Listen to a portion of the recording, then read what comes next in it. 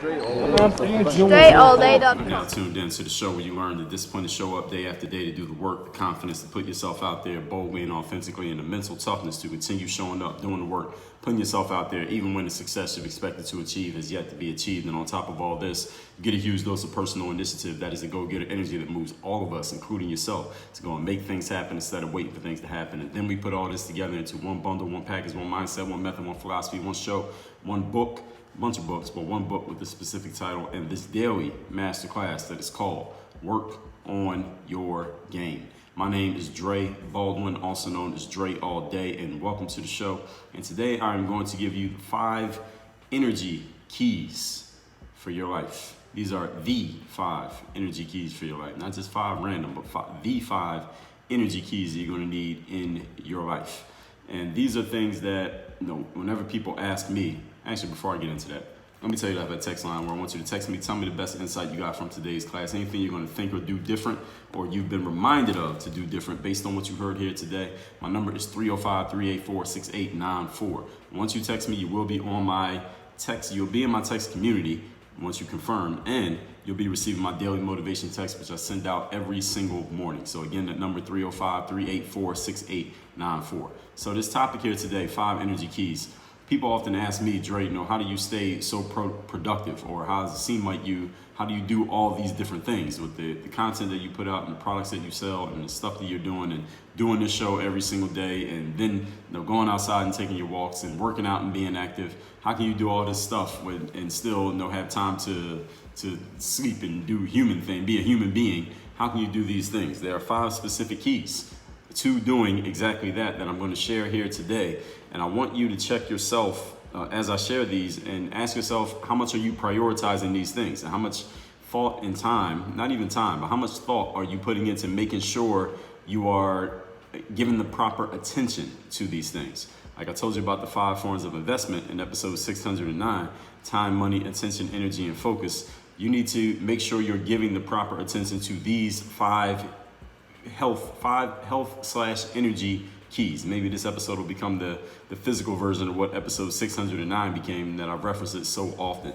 So without any further ado, let's get right into these, because once I start talking about them, you'll understand I don't even need too much more introduction of these points. So let's get to it. Today's topic, once again, 5 health/energy keys you're going to need for your life in no particular order. You need all 5 equally. Number 1, rest.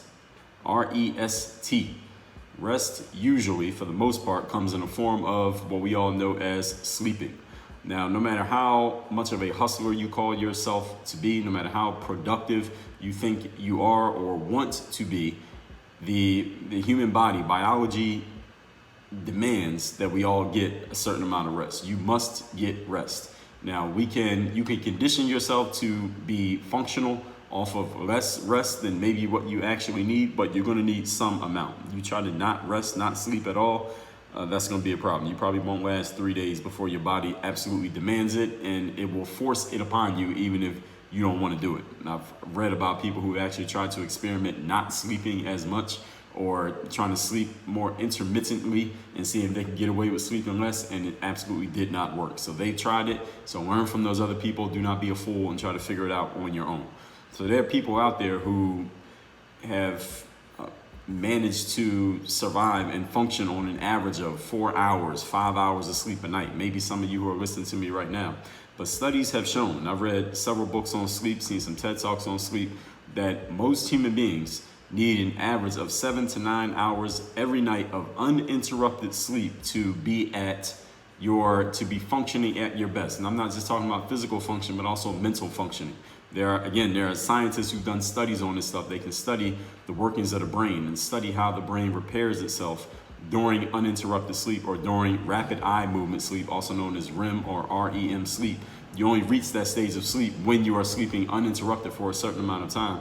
There's certain things that the body does to help repair your cells and to repair the cells in your brain and also the cells in the rest of your body from the neck down. It only happens during certain stages of deep sleep. So if you're not getting deep sleep or enough deep sleep, there are certain things that your body is just not doing. It's kind of like driving a car and you haven't changed the oil and you've been driving for 50,000 miles. Yes, the car may still run, but it's running suboptimally because you haven't repaired it the way it needs to be repaired. So any of you who's been getting by on 4 or 5 hours of sleep a night for several months or years, understand that you are not performing at your best, anywhere close to the best possible version of yourself, because you are not prioritizing.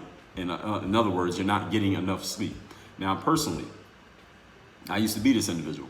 When I was playing ball during my basketball playing years, I would say from 2005 to about 2000, and actually all the way up till 2014, I used to sleep maybe 5 hours a night. Then I would take a nap during the day. So I was still counting up the hours to try to get to my 8. I would take a nap that would be 2 to 3 hours every afternoon. I'd take a nap probably around 10 o'clock, 10, 11 o'clock every single day. Then I would wake up and do more workouts. I'd work out early in the morning, like 5, 6 o'clock in the morning, come home, stretch, do those kind of things, eat breakfast, those kind of things. Then I would take a nap from like 10 or 11 to around 2 or 1, 2, 3 in the afternoon. Then go do more workouts in the evening, play basketball games at night and things like that. I did that throughout my career as a professional athlete because I didn't know what I now know. Around 2014, 2015-ish, I saw a TED Talk. Actually, Anna showed me this TED Talk by this guy named Russell Foster. And it's just look it up on YouTube. Look up the name Russell Foster and sleep, and you'll see his TED Talk. And it was about a 20-minute talk, and the title is "Why Do We Sleep?" And he explains the logical, scientific arguments for why you need to get a certain amount of uninterrupted sleep every night. And this talk came out probably around that time, probably around 2014 or 2015. Now, since then, there have been a bunch of people have done TED Talks on sleep. So there are a bunch of them out there, so you can sift through and watch and listen to a whole lot of them on this topic. But Russell Foster's talk specifically is the one that changed my mind when it came to my sleeping patterns and why I need to start getting it all in one shot, which led to me going to bed early. Now I go to bed very early. Sometimes when I go to sleep, it's still light outside. And then waking up very early. I still wake up early. I've always liked waking up early. But now I do so by getting all of my sleep in one shot. And right now, as of this recording, my aim is to try to get 8.5 hours of sleep every single night. And maybe ideally, in a perfect world, the utopian society, I can get to 9 hours of sleep a night. But I'm doing this because I know how I feel when I get 8.5 to 9 hours of sleep every night. If I get 8.5 to 9 hours of sleep every night for 3 nights in a row, by that third day, and I didn't even do that on purpose, I'm on fire. It feels like I feel like I have drinking 2 cups of coffee, even though I don't even know what it feels like to drink 2 cups of coffee. But my energy is so on point, mentally and physically, when I get that much sleep consecutively. So I want to make sure you understand, it's not just any of you who's not used to getting a lot of sleep. You usually get off on 6 hours a night. Don't sleep 9 hours tonight and then say, all right, well, I should expect to be great tomorrow. You probably will feel great, but when you do it consistently, when you get to that 3rd, 4th, 5th day of doing it consecutively, that's when you're really going to start to feel amazing. I feel a lot better mentally. I perform a lot better. I kind of bounce out of bed in the morning when I get that much sleep instead of, and all of us know this feeling, when you don't get enough good sleep at night, you're dragging yourself out of bed in the morning. And for those of you who use alarm clocks, I don't, but when I do wake up and on nights when I haven't really gotten enough sleep or I haven't gotten good quality sleep, I'm kind of dragging in the morning. In the first couple hours, I don't really feel like I'm wide awake just yet. Does anyone here who's listening to me understand that feeling? So making sure that you're prioritizing your sleep and prioritizing your rest. Again, this is what sets you up for everything else to do. So when people ask me questions about discipline or how can you be so productive, or how can you be so consistent in the things that you do, it's the setup for doing the thing. See, a lot of people might see you working out in the gym, and they might see you playing your sport, or hear you talking, or see you doing whatever your performance is that makes them admire you and look up to you and whatever it is you represent. And they say, man, you're so good at doing that thing. But usually, in my experience and the professionals that I've worked with and the people that I've seen and studied and watched, and also looking at myself, usually what allows me to be great at the thing that people admire is the setup of the stuff that I do before I get to doing the thing. So the reason I can perform athletically is because of the training that I did that you didn't see. You see the game, but you didn't see the training. The reason why I can be mentally on point is because of things like getting a good amount of rest every night. So then when it's time for me to perform mentally, you see that and you're like, wow, it's great how I'm performing mentally, but you didn't see what I did to set it up. That's what the third day is all about. And if you have not yet claimed your free copy of this book, which if you're watching on video, I'm holding it up right now to the screen, go to thirddaybook.com. I'll give you the book free. All you need to do is cover the shipping. Again, that's at thirddaybook.com. That's how you set yourself up for success, by doing the thing before the thing. Usually I've never heard of anyone who got a trophy or was admired because of how much they got sleep every single night, but it's the sleep that sets high performers up to perform at a high level. So that's why this is the first thing that I mentioned here today. Point number 2, topic once again is 5 health and energy keys you're gonna need for life. Number 2, flexibility. Yeah, and I mean literal flexibility. I'm not talking about mental flexibility like you're willing to change your mind, even though that is useful as well. And I have episodes where I talk about that. Episode 734, keep your opinions flexible. But I'm talking about literal physical flexibility, like your ability to move your physical body through a wide, hopefully a complete range of motion. When our bodies get old, this is the first sign of it.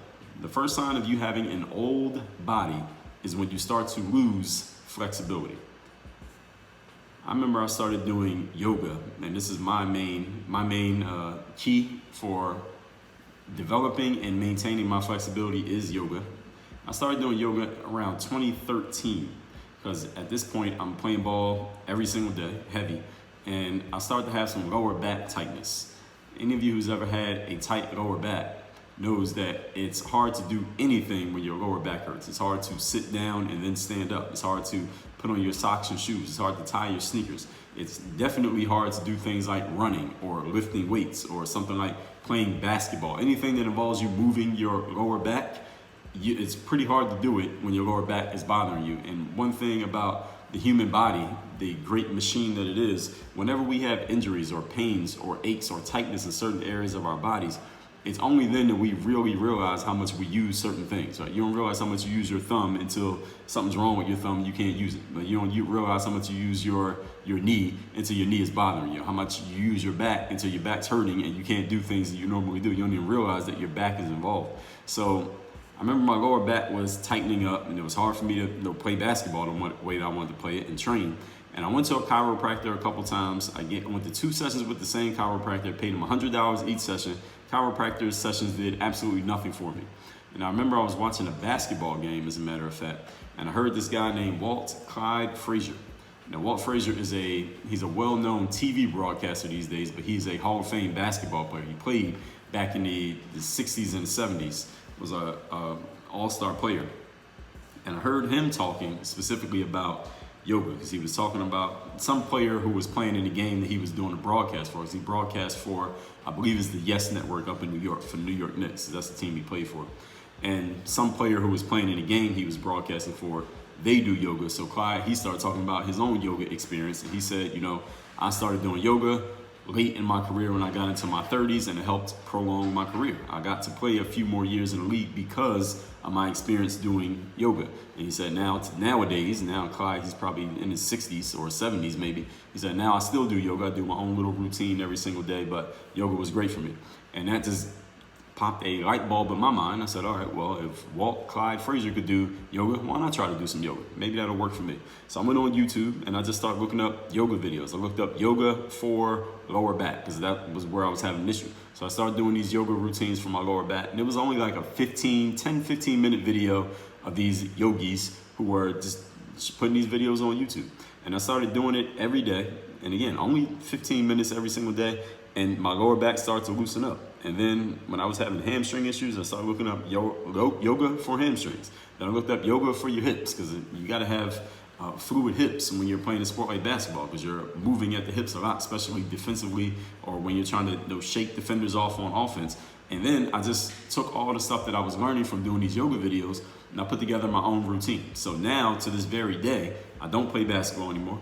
I do a 5 to 10 minute yoga routine every single morning. It's the first physical activity I do every morning is a 5 to 10 minute yoga routine.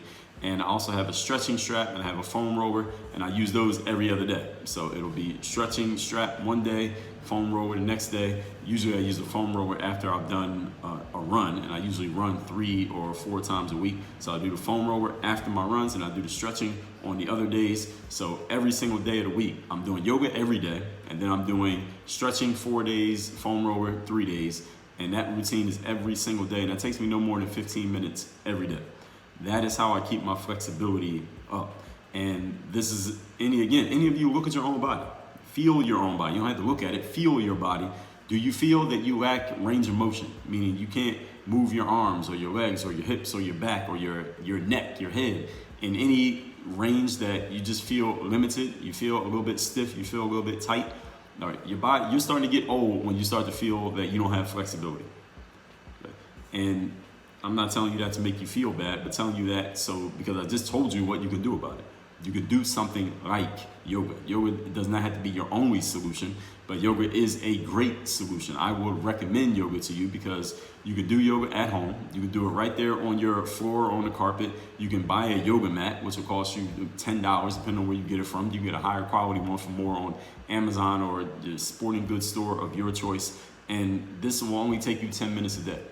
And you're not going to be great at doing any of the moves at the beginning. You'll probably be so tight, it'll be hard for you to do a lot of the moves. It was for me when I first started, but I don't do any super crazy type of yoga moves that you see maybe some females doing on the internet. I'm not as flexible as most of them, but I am pretty damn flexible because I do it every single day. Are y'all noticing the pattern here? Like I talk about with the third day, it's the same things over and over and over again. That's how you get good at them. Not because you're just so much better or so much more talented than everybody. It's just because you're doing it on a consistent basis. That's how you get good at it. That's how I guess you can call it, quote unquote, good at yoga. But yoga is not a science. Yoga is a practice. That's why when people talk about yoga, even people who do it every day, they've been doing it for years, they call it a yoga practice, meaning there is no one who's better at yoga than another person. It's not like basketball. It's not about being better. It's about you continuing in your practice. And that's the first time I got introduced to yoga, as a matter of fact, I think was before, actually not I think, I know it was before I actually started looking at videos up on YouTube. I had taken a couple of yoga classes at a gym that I was going to in South Beach, Miami. And I was going to this gym, and I remember that the gym membership was really expensive.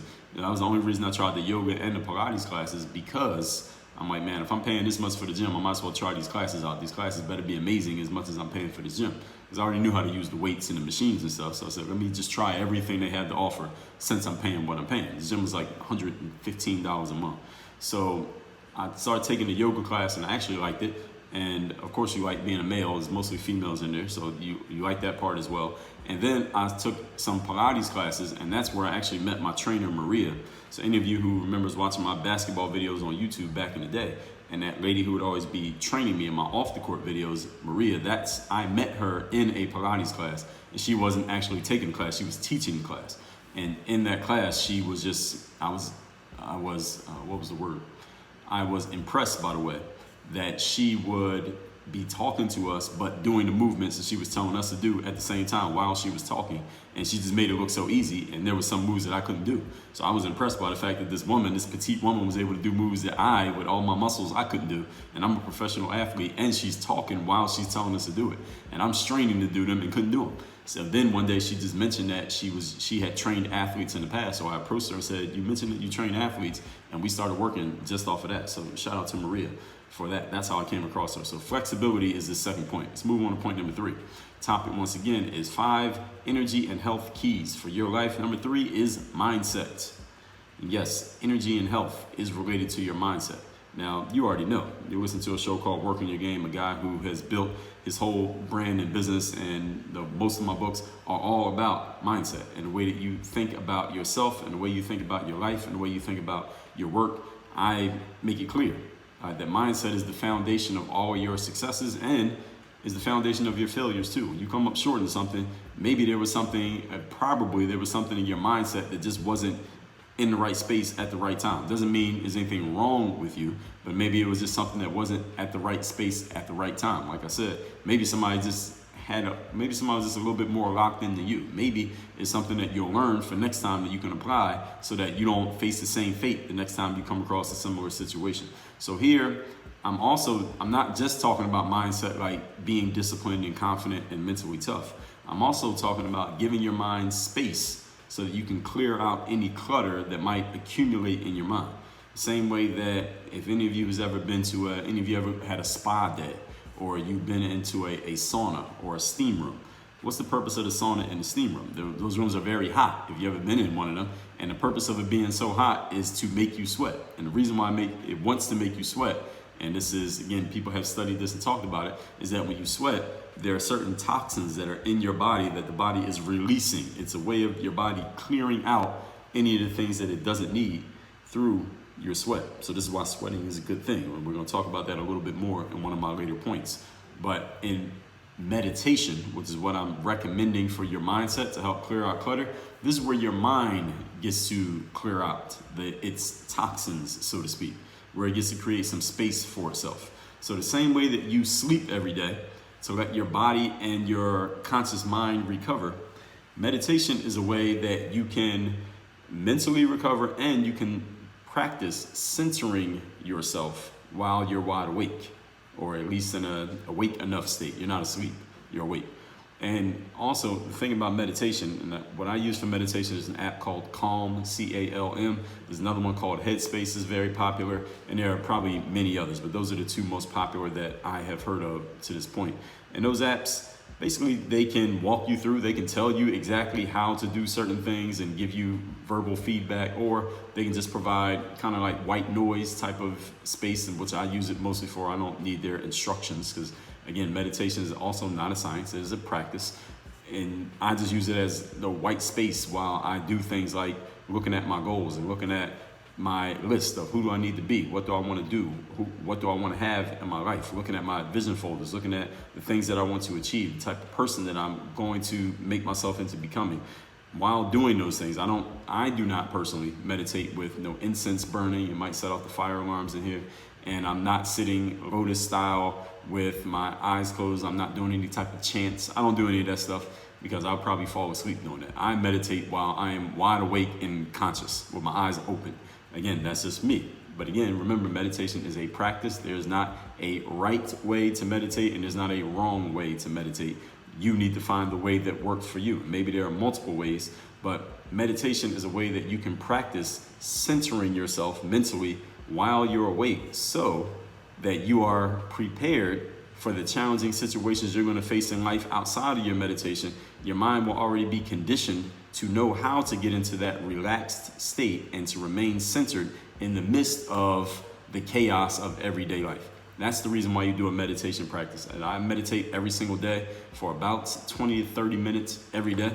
I do it often while I'm doing the yoga, or concurrently with the yoga. Actually, not often, but every day. While with and concurrently, either right after, when I'm doing my yoga every single morning. So I'm starting my day every day with actually 3 of these elements. As a matter of fact, all 5 of them, as a matter of fact. And I'll explain to you how that is when we get through all 5 of these points. How I'm doing all 5 of these are the first 5 things that I do every single day. So that meditation is a practice, again, to have you ready for when you do get in a challenging situation. Your brain can automatically go into a calm, relaxed, meditative state, even though there's chaos happening all around you, if that is the case. Point number 4, today's topic, once again, are 5 energy and health keys that you can use, that you actually need for your life. Point number 4, efficient bodily systems. Now, what the hell does that mean? Efficient bodily systems. What I mean here is that you need and you want a very healthy, efficient metabolism. What is metabolism? It is defined as the chemical process that occurs within a living organism in order to maintain life. In other words, all of the things that happen involuntarily in your body and through your body to help you stay alive. Things like your heart beating, the blood coursing through your veins and arteries, your digestive system, all of that stuff that's happening that you don't think about, breathing, blinking, all those things that happen and you're not telling yourself to do it, they just happen. All right, that is all part of your metabolism. Now, I'm not going to go too deep into the science here because I'm incapable of doing that. But there's a ton that goes into metabolism, of course. But there's one element that we can all agree on that definitely helps your metabolism, and that element is one that I will talk about. It is water. W-A-T-E-R, or water, depending on where you're from. We call it water where I'm from. W-O-R-T-E-R, water. So up to 60% of the human body is composed of water. Up to 75% of the human brain is composed of water. And according to a website called Thought Co., they say that being dehydrated by just 2% impairs performance in mental tasks and physical coordination. Now, let me tell you why water matters so much. Now, first of all, when it comes to me and water, I take in 6 liters, at least 6 liters of water every day. Actually, some days I might only get 5. So a liter is 33.8 ounces. So let me make sure I can give you an exact amount here. A liter is 33.8 ounces. I weigh about 180 pounds, give or take. And I try to drink 1 ounce of water for every pound of body weight. And this is also what I recommend to anyone who asks me about as far as what they're taking in their body. So 5 liters of water comes out to 169 ounces. So I'm almost right there when I drink 5, but usually I aim for 6. So 6 liters at 33.8 ounces each is 202.8 ounces of water a day. So that's more than actually what I weigh in pounds. That's what I try to take in every single day. Now, I'll offer a couple caveats. First of all, I am very physically active. So 5 or 6 days a week, I am doing heavy cardiovascular exercise where I am perspiring a lot. I mean, perspiring a lot to where I'm like, had to wash my sneakers in the washing machine because they have so much sweat inside of them after the workout is done. So if you're not that active, maybe you don't need to do 1 pound per ounce. You can do, the recommended intake is at least 50%. So if you weigh 200 pounds, that means you want to be drinking at least 100 ounces a day of water, which would be 3 liters of water. But if you are physically active, if you're exercising, then you need more. Now, personally, I used to drink a ton of Gatorade. I used to have a trunk full of 64-ounce Gatorades in my car until I got better information, specifically from Maria and from others, about how much sugar and unnecessary stuff was in drinks like Gatorade. And I stopped drinking Gatorade, and my trainer told me, hey, you can just drink water. You don't need to add anything to it. You don't need anything extra. So now the only thing that I drink is water. I do not drink soda. I don't drink alcohol. I don't drink coffee. I don't drink tea. I do not drink juice.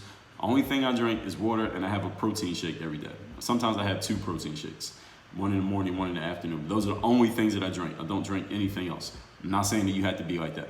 But when it comes to water, you do need to be taking in at least 50% in ounces for every pound of body weight. Again, if you weigh 100 pounds, that's 50 ounces. You weigh 200 pounds, that's 100 ounces every single day. And that's just straight water, not anything in it. Not juice does not count as water, even though there is water in juice. No, just water by itself. Okay, whether you want to get it from a filter, you want to get it from a bottle.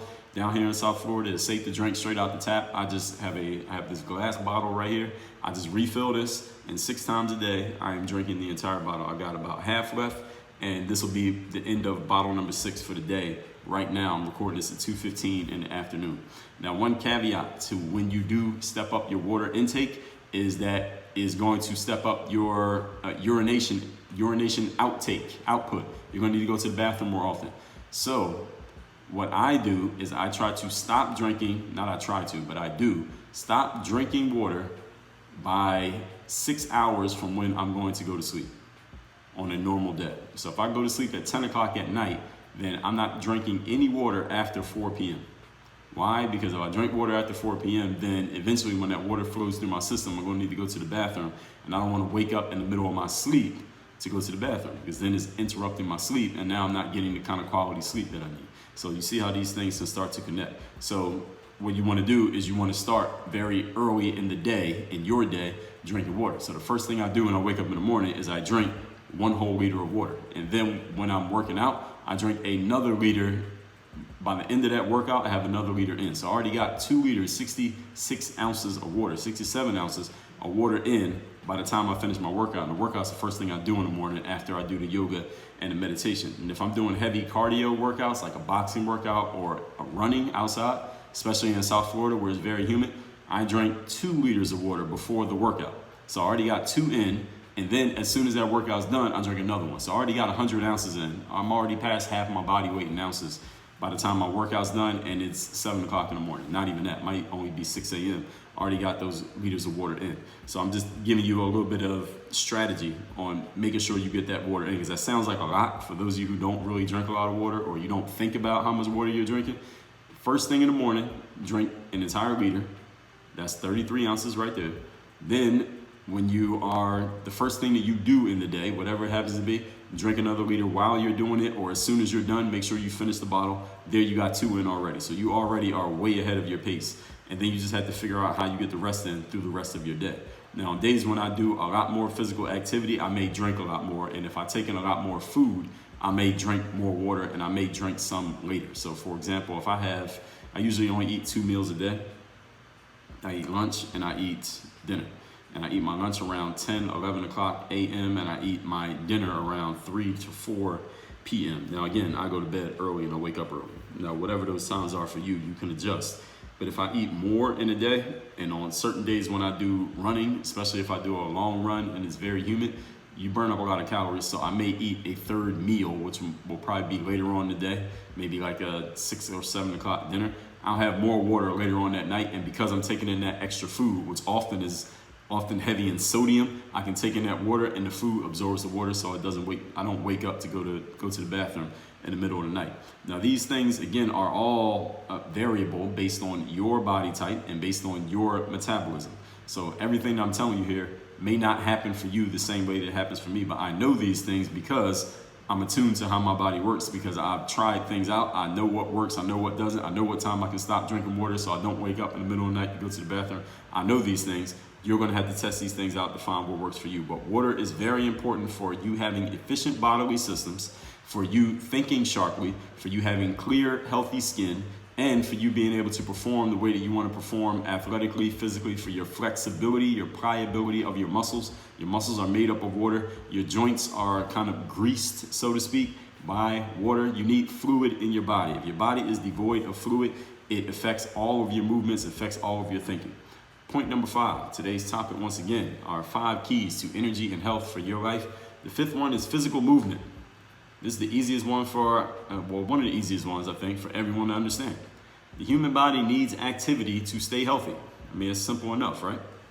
I personally sleep better when I have been active the day before I go to sleep. So if I spend a whole day sitting around not doing much and then I go to sleep, it's hard for me to sleep because I haven't used any energy. I have all this energy that I have not used in that day.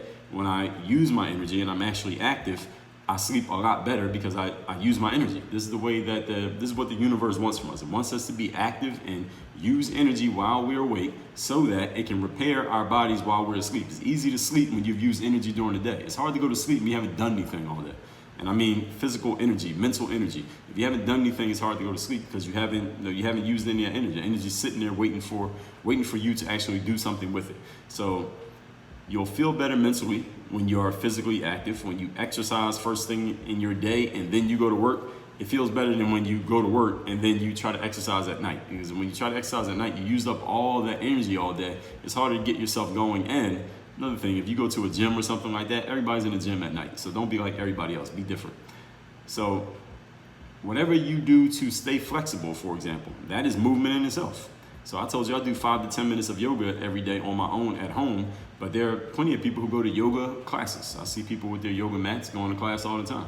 And those yoga classes are usually an hour long. And I know people who do hot yoga, which I have never done before, but hot yoga, I've heard people espouse the benefits of doing that. There's all different kinds of yogas and Pilates classes that you can take, but some kind of flexibility, exercise, movement. If you're a member of a gym, it's a pretty good chance that gym provides some type of classes, and you can take the classes that the gym offers. So they're usually part of your membership.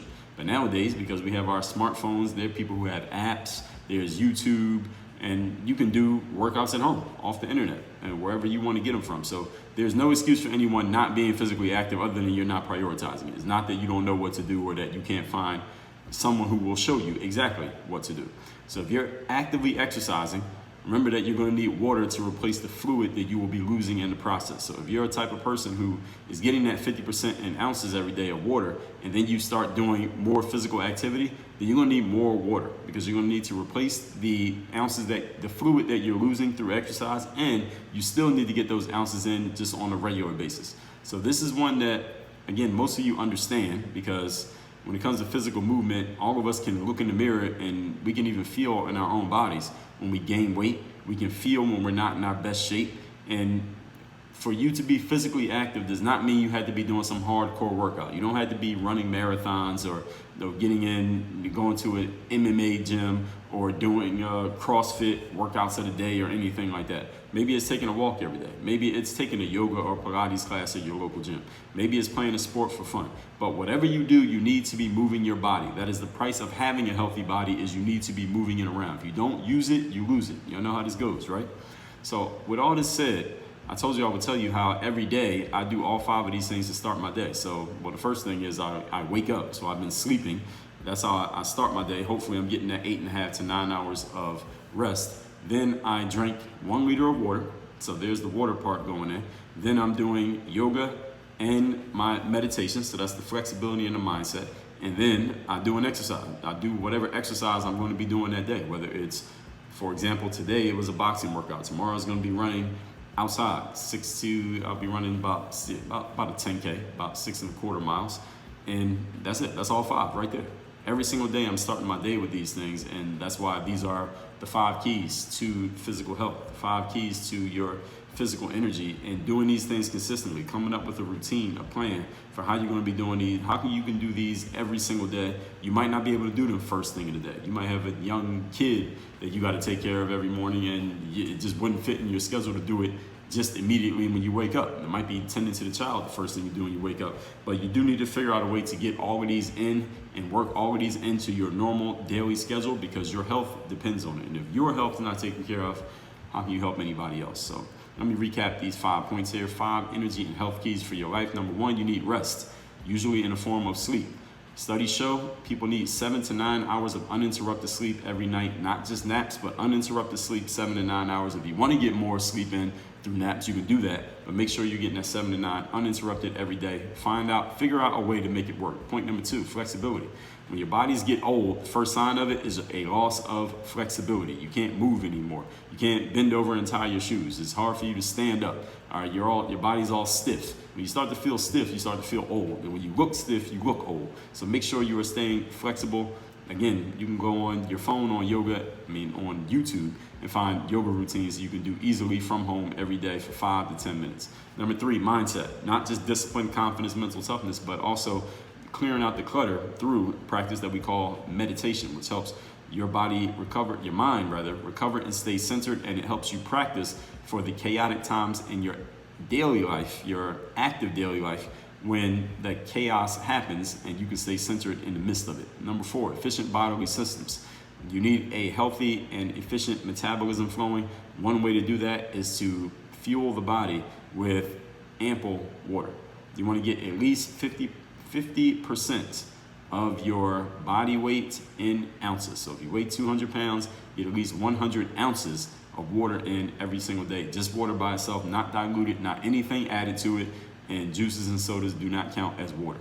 And number 5, movement. The body needs activity to stay healthy. You will sleep better when you've been active. You will feel better mentally when you have been physically active, because the body and the mind are connected. So whatever you do to stay flexible, that can be a movement in itself. And while you are doing those exercises, you're going to need additional water to replace the fluid that you're going to be losing. So you don't have to be doing any kind of hardcore workout to meet this requirement. Maybe it's taking a walk, a yoga class, playing a sport recreationally, but you got to be moving your body. Moving your body is the price of having a healthy body. So make sure you are prioritizing these things, not just the business, not just the money, not just all those other worldly things, but also making sure you're taking care of your body, because when that goes, doesn't matter what else you have left.